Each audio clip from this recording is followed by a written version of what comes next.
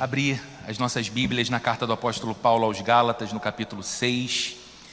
Na semana passada nós lemos o primeiro verso desse capítulo e ficamos atentos a ele, refletindo em sua mensagem. Hoje nós vamos ler o trecho que se encontra do verso 2 até o verso 5. Esse texto também vai ser projetado na TV aqui à frente, então você pode ficar à vontade para acompanhar pela sua Bíblia, o que é sempre recomendado. Você pode fazer seus grifos na sua Bíblia, suas anotações na sua Bíblia. Isso traz a você uma relação de mais intimidade com o texto da Escritura. Mas se de alguma forma você estiver sem a sua Bíblia, ou caso prefira, você pode ler o texto sendo projetado aqui. Gálatas no capítulo 6, do verso 2 até o verso 5. Assim diz a Bíblia, registrando as palavras de Paulo: levem os fardos pesados uns dos outros e assim cumpram a lei de Cristo. Se alguém se considera alguma coisa não sendo nada, engana-se a si mesmo. Cada um examine os próprios atos, e então poderá orgulhar-se de si mesmo, sem se comparar com ninguém, pois cada um deverá levar a própria carga. Vamos orar mais uma vez nessa manhã. Deus vivo, nós te pedimos nessa hora em que os nossos olhos estão sobre a tua palavra e o nosso coração com a expectativa de receber aquilo que só o Senhor pode nos conceder. O que eu te peço, Deus vivo, nessa manhã, é que o Senhor opere a tua vida em nosso meio. Que o Senhor, como naquela visão que deu ao teu servo, o profeta Ezequiel, que o Senhor junte os ossos secos. Que o Senhor ordene vida onde morte espiritual tem habitado. Que o Senhor promova genuíno arrependimento, que não é nem remorso, nem choro destemperado, mas é o lamento de um coração que se percebe vivendo longe do Deus para o qual foi criado para viver. Isso não pode ser produzido por palavra alguma que eu diga, isso não pode ser produzido por homem algum, ser humano algum, é obra do Deus vivo, operar vida no meio do teu povo. Então, como o Senhor nos ama, como o Senhor tem um plano bom e um bom propósito para as nossas vidas, fala-nos nessa manhã pela tua palavra, nos ensina a viver segundo a tua vontade, para a glória do Senhor e em nome de Jesus. Amém. Você deve lembrar dessa música do Cazuza, em que ele começa dizendo assim: o teu amor é uma mentira que a minha vaidade quer, e o meu, poesia de cego, você não pode ver. Não pode ver que no meu mundo um troço qualquer morreu, num corte lento e profundo entre você e eu. O nosso amor a gente inventa para se distrair, e quando acaba, a gente pensa que ele nunca existiu. É interessante que, embora essa música já tenha algumas décadas, ela continua servindo como um retrato do tempo e da cultura em que nós vivemos.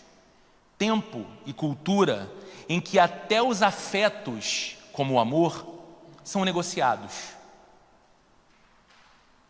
O amor pode ser uma mentira, mas a vaidade do outro quer.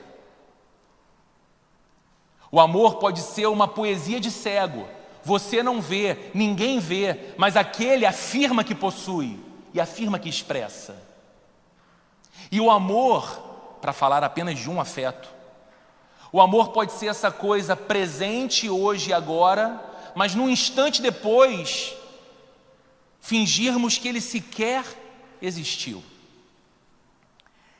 Um retrato fiel do nosso tempo e da nossa cultura, de conexões tão rápidas. Nós nos conectamos tão rápido hoje em dia, não é? E eu não estou falando apenas de conexão digital, estou falando de interação mesmo. Numa realidade de Rio de Janeiro, então, e falam isso do carioca, né? Nós somos assim, simpáticos, alegres, bons de papo, bons de resenha, Então as conexões elas são rápidas, mas a cultura que a gente vive é uma cultura de frágeis vínculos, onde o compromisso com o outro costuma durar o tempo da conveniência. O meu compromisso com alguém dura o tempo em que esse relacionamento me é conveniente.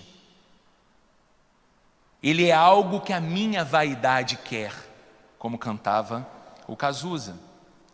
Vivemos em tempos assim de relacionamentos superficiais, frequentemente utilitários, relações baseadas em benefício, troca. E isso tem dominado os espaços que nós estamos. Isso tem sido naturalizado no ambiente acadêmico, onde estudamos, no ambiente profissional, onde trabalhamos. Afinal de contas, aquele colega de trabalho nem é assim uma pessoa tão interessante. Aquele colega de trabalho nem é assim uma pessoa com a qual a gente compartilha gostos em comum, mas olha, estrategicamente falando, almoçar com ele, estar com ela, mostrar-me empático em algum momento, vai me trazer um bom benefício, porque vai me associar a um lugar que eu quero estar, a um acesso que eu quero ter. Relacionamentos de conveniência que vem dominando todos os espaços. E queridos, se nós não tivermos cuidado, esse padrão de relacionamento se estabelece também na igreja, porque é uma tendência do tempo, da cultura. Nesse cenário, então, numa cultura como a nossa, a ideia que Paulo apresenta aqui, levar os fardos pesados uns dos outros, soa muito estranha, não soa? Não parece um papo torto demais para a gente querer dar atenção? Porque parece que Paulo está fazendo assim um convite ao incômodo. E como a gente não quer incomodar ninguém, a gente também não quer ser incomodado por ninguém. Então, peraí, numa vida de tanta pressa como a nossa, numa vida de tantas demandas como a nossa, numa vida de tantos compromissos e tantos problemas que se acumulam como os nossos, eu ainda vou ter de me ocupar com os problemas do outro? Eu ainda vou ter que ser suporte para as cargas pesadas que o outro tem de carregar? Afinal, eu já tenho as minhas. Que convite incômodo é esse que a Bíblia parece estar fazendo? Num mundo como o nosso, que exalta a autonomia, exalta a performance, exalta a eficiência pessoal, quem é que quer se envolver no sofrimento do outro? Quem está disposto, num mundo como o nosso, a sair de si, deixar de priorizar a si mesmo para dividir o peso da dor de alguém, para dividir o peso da angústia de alguém, do problema de alguém? E é justamente aí que o Evangelho confronta a gente. E é justamente aí, amigos, que o Evangelho é, como nós falamos, contracultural. Porque nesse exato contexto, o Evangelho nos convida a nadar mesmo contra a maré, desse individualismo ego-referente, que nos faz olhar com olhares de muita atenção para os nossos próprios fardos, esquecendo-nos dos fardos dos outros. Paulo, como vimos na semana passada, escreve a essa igreja que ficava numa localidade chamada Galácia, onde hoje está a Turquia. E a igreja nessa região da Galácia, por isso carta aos Gálatas, os moradores da Galácia, era uma igreja caracterizada pelo legalismo e pelo orgulho espiritual. Legalismo e orgulho espiritual estavam ameaçando destruir a comunhão naquela igreja, a unidade daqueles irmãos. Uma igreja que, quando você lê o início da carta, Paulo menciona-os de maneira elogiosa, dizendo: olha, vocês começaram tão bem, pela graça de Cristo, crendo no Evangelho, impactados pelo poder e pela verdade do Evangelho. iniciando a jornada da vida de vocês pelo Espírito, por obra do Espírito, mas será que vocês são tão insensatos que, tendo começado pelo Espírito, vocês querem agora aperfeiçoar pela carne? E ele começa a falar então do espírito legalista presente na igreja, enfraquecendo a beleza da justificação pela fé somente, a centralidade de Cristo, da cruz, fazendo com que pessoas alimentassem uma certa prepotência espiritual e religiosa. E aí logo depois de exortar, no início do capítulo 6, como vimos na semana passada, sobre a restauração do caído, lembra? Aqueles que são espirituais, aqueles que são discípulos de Cristo, então estão vivendo agora pelo Espírito e não mais pela própria carne, devem, com mansidão, restaurar aquele que tropeçou, aquele que falhou, aquele que caiu. Então, depois de exortar sobre isso no verso 1, Paulo agora vai além. Paulo diz que o verdadeiro discípulo de Jesus, aquele que vive no Espírito, não apenas restaura quem cai. Paulo está dizendo que a verdadeira igreja formada de discípulos de Jesus é aquela onde as pessoas também se colocam ao lado para carregar o fardo de quem ainda caminha, mas está sobrecarregado. Que a igreja deveria ser uma expressão completamente única na sociedade humana, de pessoas que provam sim de todo o benefício do relacionamento com Deus, mas não estão apenas em busca dos próprios benefícios, mas que entenderam que foram inseridas por Deus num contexto de uma família espiritual, onde a vida do outro, onde a vida do meu irmão, onde a vida da minha irmã importa para mim. E aquilo que ele carrega, seus dilemas, seus desafios, também importa para mim. Note que essa não é, portanto, uma ética da conveniência. Não é um amor de rede social. Essa ética que Paulo está falando aqui para a igreja aos Gálatas, a igreja dos Gálatas, é uma ética de crucificação do ego. Porque só carrega o fardo do outro quem já teve o seu ego crucificado na cruz de Cristo. Lembre, é nessa mesma carta que o apóstolo Paulo diz: estou crucificado com Cristo. Agora já não vivo eu, Cristo vive em mim. Então Paulo está falando não apenas de si. Essa não era uma virtude de uma nobreza que se achava em Paulo. Essa deve ser uma característica, ensina o apóstolo, de todo discípulo de Jesus. Todo mundo que se deparou com a cruz do Salvador, todo mundo que entendeu, que recebeu vida a partir daquela obra na cruz, é impactado pelos ecos daquela cruz, tema da nossa série nesse mês. E um desses ecos da cruz é justamente essa vida que me faz não ser mais egoísta e olhar apenas para mim, mas me faz olhar para o meu irmão, para a minha irmã, numa disponibilidade espiritual e sincera de carregar com ele os seus próprios fardos. E isso, queridos, nos conduz a uma verdade muito simples, mas que vai de encontro à cultura da época que nós vivemos. Amar de fato, é se envolver. Amar é se envolver. Existe muita teoria de amor. Existe muita poesia de amor. Existe muito compartilhamento nas redes sociais sobre a beleza do amor. Mas existe pouquíssima prática de amor. E o Evangelho nos ensina, e Paulo nessa carta aos Gálatas aqui está nos ensinando, que amar é se envolver. Por isso o tema da nossa mensagem, baseada nesses versículos que lemos hoje, é carregando o fardo.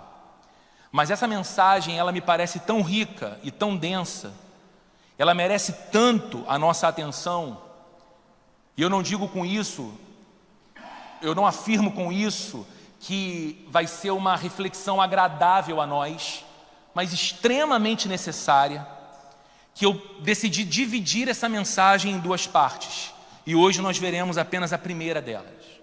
E a primeira parte está baseada só no verso 2, de Gálatas capítulo 6. O verso 2 diz: levem os fardos pesados uns dos outros, e assim, levando os fardos pesados uns dos outros, cumpram a lei de Cristo. Perceba, Paulo é enfático aqui.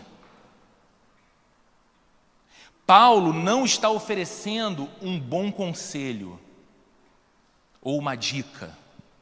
Não, essas pessoas não estão entrando no canal do YouTube do apóstolo Paulo para receber aquela porção diária de sua mensagem, e no início então do que ele tem a dizer, especificamente nessa passagem, ele começa dizendo um bom dia meu lindo, bom dia minha linda, eu tenho uma palavra do céu para você e um conselho que, se você seguir, a sua vida vai ser transformada e você vai viver de modo exponencial os seus dias. Quem pode dizer amém?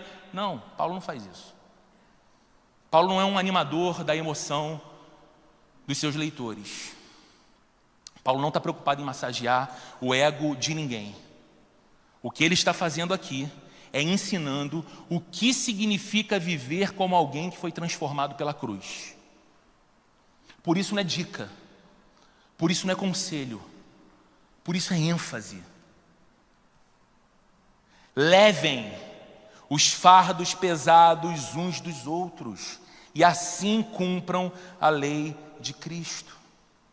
Afinal, queridos, se o Evangelho nos ensina que Deus não foi indiferente a nós, quando nós éramos inimigos dele por conta dos nossos pecados, e se Deus não foi indiferente a nós, quando nós carregávamos e carregaríamos até o fim o fardo esmagador da culpa dos nossos pecados e da iminente condenação que eles nos trariam, se Deus não foi indiferente a isso, mas nos enviou o seu Filho para ser o nosso substituto, para ser o nosso Salvador, para ser o nosso Redentor, como nós podemos viver agora indiferentes à dor alheia, ao fardo pesado dos meus irmãos e irmãs? Como eu posso dizer que amo profundamente a Deus e cantar o meu prazer é viver na casa de Deus, onde flui o amor, e esperar apenas um amor que me alcance, mas que passando por mim não alcança o outro? Queridos, não há maturidade cristã sem envolvimento com o próximo. Não há. Não há espiritualidade cristã autêntica sem solidariedade prática. Não há. E é disso que trata o único tópico que eu quero refletir com você nessa manhã. Ele vai ser projetado na TV e ele fala sobre isso, sobre o amor que carrega o peso do outro, sobre o amor que carrega o fardo do outro. O verbo que o apóstolo Paulo usa aqui no grego, idioma que ele escreve essa sua carta originalmente, e que nós traduzimos aqui na nossa Bíblia como levar, levem os fardos pesados. Essa palavra no grego traz um sentido de suportar algo muito pesado mesmo. Por isso algumas versões mais antigas trazem a tradução carregar. Carreguem os fardos pesados. Porque a gente leva uma bolsa, né? A gente leva uma sacola, mas a gente carrega um peso. Tem um esforço maior naquilo. É a ideia de colocar sobre os ombros o que está difícil demais para o outro carregar sozinho. É a ideia de você se aproximar com a força do seu ombro, para que o outro que está carregando um peso muito grande sozinho de vida, o fardo com você. E a palavra, inclusive, fardos, é a tradução grega de barê, refere-se a pesos esmagadores, como uma carga opressiva, algo que ultrapassa a capacidade individual de um ser humano. Então, quando Paulo está escrevendo essa mensagem, os seus leitores não estavam confundindo o seu sentido. Eles não estavam ouvindo um conselho, talvez genérico, do apóstolo. O que Paulo está nos ensinando aqui? Talvez é um pouco mais assim de empatia solidária, né? Que quando eu encontre a minha vizinha chegando do Guanabara, aproveitando a quarta-feira do açougue e carregando um peso, eu diga: olha, por favor, deixe-me ser gentil com você, deixe eu carregar metade das suas bolsas, ou deixe que eu leve tudo até a porta do seu apartamento. É bom que você seja gentil assim, mas não é isso que Paulo está dizendo aqui. Não é esse tipo de peso, porque esse não é nenhum peso esmagador ou opressivo. Paulo está falando daquele tipo de carga que muitas vezes as pessoas carregam, e nós sabemos que elas carregam, mas é muito mais indolor a gente não se envolver. É muito mais fácil nós perguntarmos para a pessoa assim: olá, tudo bem? Porque você espera, com muita expectativa, um educado tudo bem. A não ser que você converse um pouco com a Renata, que vai te dizer de vez em quando: olha, tudo é muita coisa. Mas é muito mais difícil para a gente perguntar assim: como é que estão as coisas? Como é que você está? Porque isso pode abrir uma porta para que a pessoa fale. E lá no fundo, a gente tem um egoísmo que não quer se envolver. Esses fardos pesados, barê no grego, trata-se das lutas, das dores, das tentações, dos traumas, dos sofrimentos e das responsabilidades que em determinados momentos tornam a caminhada de alguém quase impossível. Levar o fardo do outro, então, é o oposto de ignorar. Levar o fardo do outro é o oposto de julgar. Julgar é mais rápido, julgar é mais fácil. Levar o fardo do outro é o oposto de se afastar. Pelo contrário, é o chamado para se aproximar.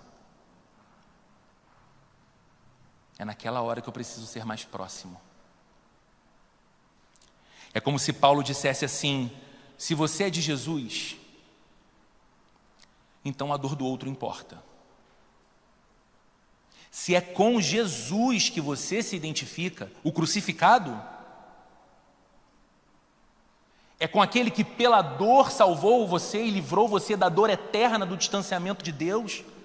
Se é com Jesus que você se identifica, se é a Ele que você está seguindo, o Nazareno, então a dor do outro importa. A fraqueza do outro te mobiliza. A caminhada do outro diz respeito a você também. Essa, queridos, é a espiritualidade que ecoa da cruz.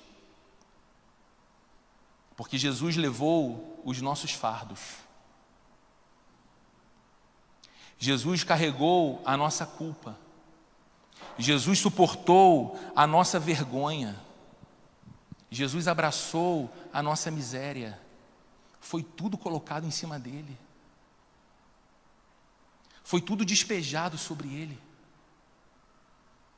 E ele, em sua obra de misericórdia, graça, amor e redenção, tirou de sobre nós o peso esmagador da culpa, da vergonha, do medo. Ele tirou, é por isso que a Bíblia vai dizer que o verdadeiro amor lança fora o medo. Não há mais medo. Porque ele lançou isso embora. E agora, queridos, como parte do corpo de Cristo, não é assim que a igreja é definida? Corpo de Cristo, nós somos chamados a continuar essa obra na vida uns dos outros. Ser como Jesus, agir como Jesus, não para pagar por algo, não. Você não vai fazer movimentos de amor, generosidade, cuidado e atenção ao outro como um ato de sacrifício espiritual, como se você ainda estivesse pagando a prestação de uma conta pela sua salvação. Não. Deus não está renovando a cada mês o carnê da sua dívida. Ela foi aniquilada na cruz, é o que o próprio apóstolo Paulo diz numa de suas cartas: não há mais dívida, não há mais condenação. Agora esse nosso movimento não é para pagar por algo, mas é como uma expressão da graça que nós recebemos.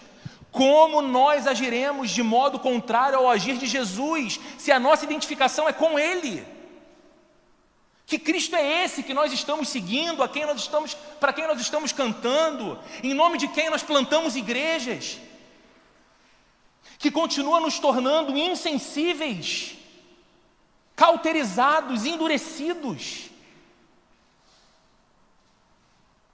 tornando-nos uma comunidade que cresce numericamente, mas que não tem vida na vida. Paulo está dizendo que é assim que se cumpre a lei de Cristo. Carreguem os fardos pesados uns dos outros e assim cumpram a lei de Cristo. Que lei é essa? É a lei do amor sacrificial, que é a mesma que Jesus nos ensinou. Veja o que ele diz em João capítulo 15, verso 12. O meu mandamento é este: amem-se uns aos outros. Qual o paradigma? Como eu os amei. A gente pode fazer do que chamamos vida cristã o que a gente quiser. Você pode pegar essas palavras aqui e sair daqui e aplicá-las ou não à sua vida e continuar chamando de cristianismo aquilo que você bem entender. Porque no final, todos nós agimos somente conforme queremos, e eu não tenho capacidade alguma de mudar o teu querer. É por isso que quando venho para um lugar como esse, para abrir a Bíblia e pregar, e é por isso que quando saio para conversar com qualquer pessoa que se encontra comigo ao longo da semana, a minha oração sempre é reconhecer a minha limitação e pedir: Espírito Santo, opera o teu querer sobre o coração meu e das pessoas. Porque se Deus não mudar o nosso querer, amigos, nós vamos ouvir as verdades mais belas, mas vamos nos manter no mesmo lugar de coração duro. O meu mandamento é este: amem-se uns aos outros como eu os amei. Então a medida não é quando a gente diz assim: olha, acho que já fiz o bastante. Aquele ali eu já dei atenção demais, tempo demais, ouvido demais, conselho demais, chega. Vampiro, sanguessuga. Não muda, ainda drena as minhas energias. Deus sabe o quanto eu já fiz. Qual é o padrão? Qual é a medida do amor? A que você considera suficiente ou a do mandamento de Jesus? O meu mandamento é este: amem-se uns aos outros como eu os amei. E Ele nos amou entregando a vida. Ele nos amou oferecendo tudo. Essa, queridos, não é uma religião de performance individual. Não. Essa não é uma mensagem que você ouve e sai daqui com o seu ouvido apitando por causa dos gritos enfáticos que você escutou de determinação para o teu coração, para que você saia daqui acreditando que você vai mudar a tua história de uma vez para sempre, que tudo depende do teu agir agora e do teu esforço. Não. Essa fala do apóstolo Paulo aqui não nos ensina uma religião de performance individual, solitária. Não. Não é uma vida em que Deus vai sorrir para você em virtude de algo que você fez sozinho, solitariamente, individualmente. Essa aqui é uma fé que floresce em comunidade, onde o fardo do outro passa a ser o meu também, onde eu deixo de viver apenas para mim. Eu vou pedir para que a Paulinha projete na TV o que eu vou dizer agora, porque Paulo está nos ensinando que viver pelo Espírito não se resume a uma vida interior elevada, mas há uma vida prática marcada pela empatia, pela compaixão e pelo compromisso com o outro. Eu não sei o que você acreditou ou o que te ensinaram ser viver pelo Espírito. E acredite, embora viver pelo Espírito tenha sim a sua real dimensão naquela sensibilidade que passamos a ter à voz do Senhor, a sensibilidade que o Senhor nos permite ter para discernir e servir ao Senhor com dons do Espírito, embora viver no Espírito tenha sim a ver com uma vida ativa no Espírito Santo, porque Ele é Deus real, não inerte, cujos dons continuam válidos, todos eles operando sobre a igreja, mas a verdadeira vida pelo Espírito não se resume a essa interioridade elevada. Não se resume. Não se resume à quantidade de tempo que você consegue passar numa vigília de oração, ou de joelhos dobrados, ou de mãos erguidas, ou cantando por 47 minutos um mesmo refrão de uma música, ininterruptamente. A verdadeira vida no Espírito não se resume a essa interioridade, mas a uma vida prática, marcada por empatia, compaixão e compromisso com o outro. Sabe por quê, queridos? Olhe para a vida de Jesus. A vida de Jesus foi marcada por momentos em que pessoas aparentemente não oportunas se colocavam em seu caminho e receberam dele atenção. Mesmo quando até os seus apóstolos tentavam afastar essas pessoas e diziam: para, vocês estão atrapalhando o mestre, vocês estão desviando ele do foco, da rota. Olha aqui, ele está ensinando numa casa e vocês vão destelhar a casa para descer um enfermo, já tem um monte de gente aqui, não dá para entrar mais ninguém, esperem o próximo horário, voltem na semana que vem. E Jesus para a pregação na casa, porque vê a fé dos amigos daquele homem, então faz tudo o que faz na vida daquela pessoa, curando-a, transformando sua vida. Jesus para ao escutar o grito escandaloso de alguém que chamava a atenção e incomodava todos que estavam no caminho de Jesus, porque não parava de gritar: Jesus, filho de Davi, tenha compaixão de mim. Mas ele não era nada senão um mendigo cego. E Jesus para dar atenção e olhar para um invisível. Jesus entra numa cidade chamada Naim, com seus discípulos e uma multidão festiva por todos os milagres que ele opera, e na contramão, na mesma rua, vem um cortejo fúnebre de uma viúva que estava indo sepultar o seu único filho. E Jesus não desvia da tristeza que vem em seu caminho, dizendo: eu estou na festa, agora não é momento de luto. Ele suspende a festa para dar atenção àquela mulher e realiza ali um grande milagre. Então, quando é a esse Jesus que nós seguimos, é a esse Jesus que nós chamamos de Senhor, de Rei, de Salvador, de Mestre, de guia da nossa vida, a nossa vida precisa ser uma vida que expressa a vida dele, o agir dele. Essa, queridos, é a maturidade cristã. Não é se exibir espiritualmente. Maturidade cristã é você se dispor humildemente. Exibição espiritual é fácil, acredite. É fácil. Maturidade cristã não é buscar destaque. Não é que você está esperando pelo reconhecimento, ser chamado para atuar num ministério, receber um título, um nome, uma plaquinha, depende do lugar, o que quer que seja, um ofício. E aí agora sim eu sirvo ao meu Deus. Maturidade cristã não é busca de destaque, maturidade cristã é estar presente. Maturidade cristã não é viver distante das lutas dos irmãos, mas com os ombros disponíveis. E eu acho que isso nos leva a um autoexame profundo. Eu queria que você lesse na tela.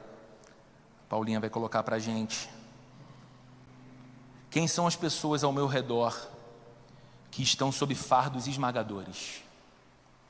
Perceba, eu não estou pedindo para você imaginar como deve estar sendo a vida de um vizinho que more aqui na Praça Mozart Firmeza, que você não conhece, mas talvez tenha uma pessoa ali agora no apartamento 202 e provavelmente aquela pessoa está carregando um fardo muito pesado da vida. Não, não.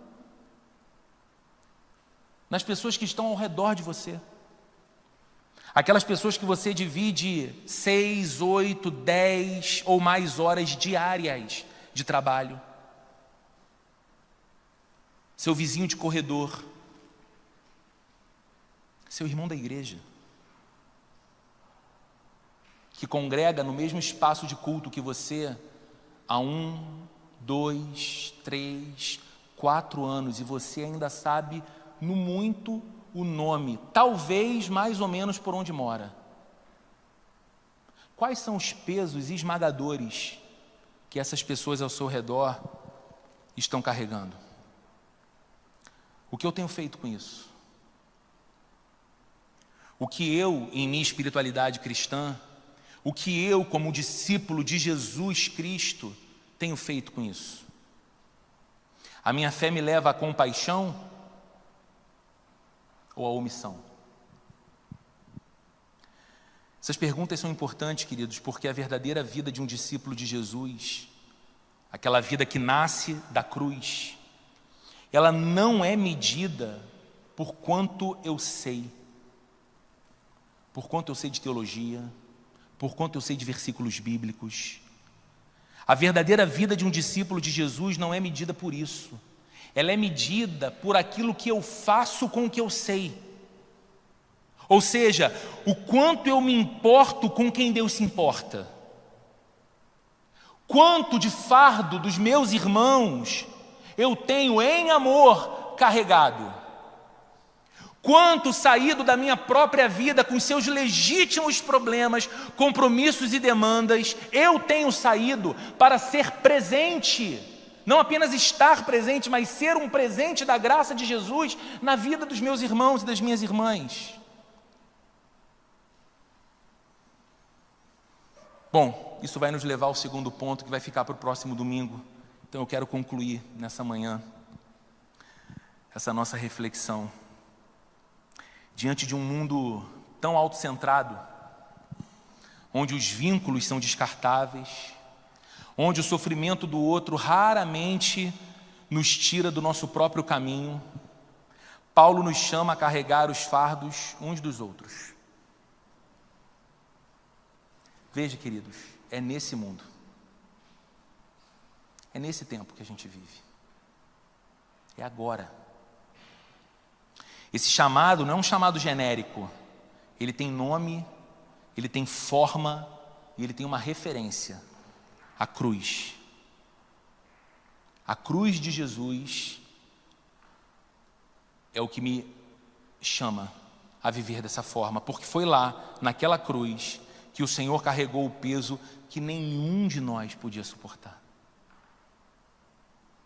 Foi ali que Ele aliviou a carga que nenhum de nós conseguiria carregar. O peso da nossa culpa, o peso da nossa vergonha, o peso da nossa separação de Deus. Então, um cristão é alguém que sabe que a cruz não é apenas o lugar da nossa salvação. A cruz também é o modelo do nosso modo de vida. Foi Jesus quem disse: se alguém quiser me seguir, negue-se a si mesmo, tome a sua cruz e siga-me. Jesus nos salvou doando a própria vida. Foi assim que Ele fez. E agora, como seus discípulos, nós somos chamados a viver doando a nossa vida também ao Senhor, e em nome do Senhor, aos nossos irmãos, e em nome do Senhor, ao próximo. Levar os fardos uns dos outros não é um tipo de ação social que a gente faz. tá? Não é obra de caridade. Levar os fardos uns dos outros não é uma tarefa moralista. Levar os fardos uns dos outros é o modo de vida no reino de Deus. E eu sei, queridos, que não é fácil de ouvir. Acredite, é mais difícil ainda dizer. Eu sei que esse tipo de mensagem não costuma atrair grande popularidade e um profundo interesse para que as pessoas estejam se acotovelando num auditório cada vez mais apertado para a quantidade de gente maravilhada que quer estar ali dentro, sendo confrontada em seu ego pela mensagem da cruz. Mas, queridos, é disso que nós precisamos. A gente precisa não de um confronto ou de uma afronta humana. Não, não. Aqui não é o lugar para que ninguém segurando um microfone fale de modo deselegante ou desrespeitoso com você. Mas, inevitavelmente, quando o nosso coração se abre para o Evangelho, é natural que, em alguma medida, o Evangelho nos ofenda. O Evangelho mexa com a nossa zona de conforto. O Evangelho mostre o quarto escuro que nós nos enfiamos muitas vezes e o quanto Deus quer iluminar aquele lugar e transformar a nossa vida pelo seu amor. Levar os fardos pesados uns dos outros, irmãos, não é filantropia. Não é caridade de alguns notáveis ou atribuição de quem tem tempo de sobra. Aposentou, já tem a sua reserva financeira, agora pode se dedicar para... Não, não, não. Levar os fardos uns dos outros é o modo de vida no reino de Deus. É o estilo de vida de quem foi profundamente amado e por isso aprendeu ou está aprendendo a amar. Já aprendeu com Jesus que amar requer envolvimento, não palavras. E talvez a grande pergunta dessa manhã para nós seja: a cruz de Jesus ecoa na minha vida? Ou a cruz de Cristo é para mim apenas um evento do passado? Real. Ele foi pendurado naquela cruz. Ele foi entregue pelos religiosos, julgados pelos romanos, crucificado, deu sua vida. Real. Mas aquilo que aconteceu ali, e que não parou ali porque ele ressuscitou, foi elevado aos céus, está sentado à direita de Deus Pai, como diz a palavra, não ecoa na sua vida. Não produz frutos na sua vida. Porque se a cruz ecoa, então ela transforma a maneira como eu vejo o sofrimento do meu irmão.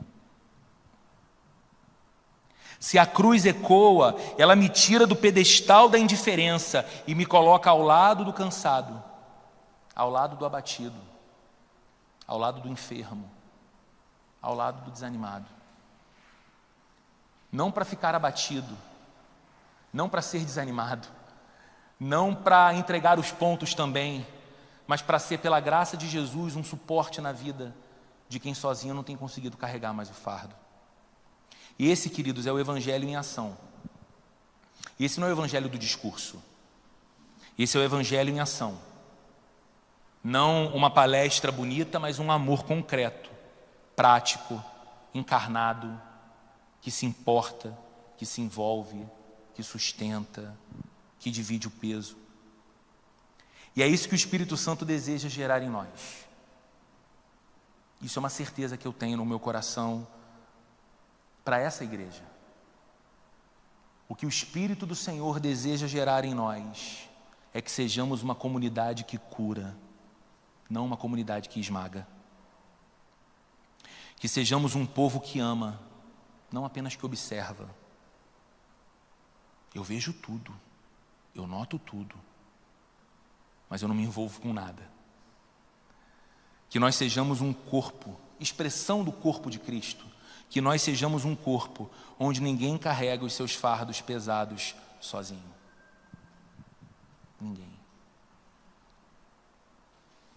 Eu louvo a Deus porque tenho experimentado nesses anos que Deus tem me concedido a oportunidade de pastorear nessa igreja, a bênção de ter amigos e irmãos tão parecidos com Jesus, que na minha própria jornada, na minha própria caminhada, têm sido pessoas que dividiram e têm dividido fardos pesados. Isso é uma dádiva. Eu não posso de forma alguma deixar de reconhecer o quanto Deus me agraciou com pessoas tão preciosas, amigos tão queridos, dividindo o fardo, intercedendo pela minha vida, preocupados com o meu estado de ânimo, de saúde. Mas, queridos, isso não é algo que a gente direciona apenas para alguns. Isso deve ser uma realidade entre nós, uma tarefa de todos nós. Por isso, a última projeção que vai aparecer aqui para você, eu acho que nós podemos ler isso como um desejo de oração, sabe? Que o Senhor nos transforme de espectadores para participantes, de indiferentes para compassivos, de gente que apenas sabe a doutrina para gente que, encarnando a doutrina, vive em amor. E isso é obra do Espírito Santo. Por isso a minha fala aqui é na mais absoluta dependência dele. Do contrário, a gente pode ter passado aqui os últimos minutos apenas refletindo e divagando sobre um tema religioso, mas que ali na hora do almoço a gente já vai esquecer, porque outras ocupações mais confortáveis virão à nossa mente. Que ao olharmos para a cruz, nós possamos escutar o seu eco nos chamando para uma vida diferente. Uma vida de discípulos de Jesus, identificados com a cruz, que vivem de modo diferente.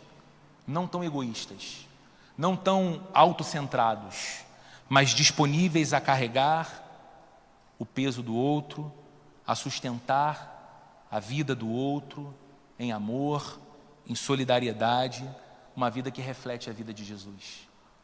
O que Deus pede de nós não é absolutamente nada diferente do que Ele fez por nós. Uma das músicas que eu mais amo, que nós cantamos aqui na nossa igreja, cantamos aqui no domingo passado, ela diz isso: tudo, Jesus, tudo que Ele pede, Ele é, não é isso? Tudo que Ele oferece, Ele é. Ele oferece amor, porque Ele é amor. Ele oferece graça, porque Ele é gracioso. Ele oferece perdão, porque Ele é perdoador. E o que nós somos como discípulos de Jesus? Como nós temos vivido como discípulos de Jesus? Na semana que vem nós vamos continuar nessa mensagem, indo até o verso 5, que lemos hoje aqui, falando e olhando mais não apenas para os fardos dos nossos irmãos, mas para como tem sido a nossa identidade como discípulos de Jesus, a nossa autocompreensão nesse lugar e nessa dimensão de comunidade de vida cristã. Vamos orar? Você pode ficar de pé para nós orarmos agradecendo ao Senhor, encerrando o culto dessa manhã.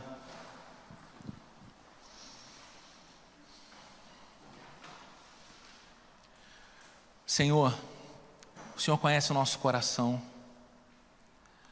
o Senhor conhece a dureza do nosso coração, o Senhor conhece todas as camadas de todas as cascas grossas que nós vamos deixando blindarem o nosso coração para que ele não seja atingido pelo outro e nem se mova na direção do outro, Senhor. O Senhor sabe esse nosso jeito de pensar o culto como esse lugar onde nós vamos para desfrutar de um tempo com Deus, sentir o nosso coração aquecido e tocado, visitado, renovado nas promessas e voltar para a nossa própria vida, para as nossas demandas tão sérias, tão importantes, contando com a assistência da Tua graça. O nosso coração tende a simplificar ou a empobrecer a vida cristã a esse nível apenas, enquanto o Senhor nos chama a uma vida diferente, onde o nosso coração é sim transformado tocado, as tuas promessas são feitas para o nosso viver, a nossa vida ela é pautada na esperança do teu agir, nós andamos de mãos dadas com o Senhor, experimentando teus livramentos, teus milagres, tua provisão e a tua bênção, mas o Senhor não nos trata apenas assim, como se tivéssemos o Senhor e apenas nós e o Senhor nos trata em comunidade. O Senhor nos insere no meio de um povo, e o Senhor nos ensina em tua palavra, o Senhor nos chama o tempo todo, a prática da oração uns pelos outros, do amor uns pelos outros, do cuidado uns com os outros, do suportar os fardos uns dos outros. Senhor, isso é tão difícil para nós, que nós pedimos pela tua misericórdia, contamos com a assistência do teu Espírito Santo, para que nós possamos viver essa dimensão da vida cristã, essa beleza da vida cristã, essa ética do reino de Deus. Ajuda-nos, Senhor, para que nós não sejamos pessoas indiferentes, que levantam as mãos e fecham os olhos em adoração enquanto cultuam no domingo de manhã, mas têm os braços cruzados e o coração trancado para o outro, não se importando, não zelando por ele, não sendo um ombro que ajuda a compartilhar o peso esmagador na jornada da vida. Faz de nós homens e mulheres parecidos com Jesus, que agem como Jesus e que podem ser na vida do outro aquilo que o Senhor constantemente tem sido na nossa vida. Ajuda-nos, Senhor. Faz isso no nosso meio, Senhor, para que essa seja, como falamos aqui hoje, uma casa, uma comunidade, uma igreja que cura, que restaura, que consola, que fortalece e que ajuda no caminho cada pessoa a se tornar mais parecida com Jesus. Só o teu evangelho é a nossa esperança, Senhor. Por isso nós pedimos pela tua obra em nós. Que o amor de Deus, o nosso Pai, a graça de nosso Senhor e Salvador Jesus Cristo, e a comunhão e a consolação do Espírito Santo esteja presente com cada um de nós, hoje e para todo sempre. Amém.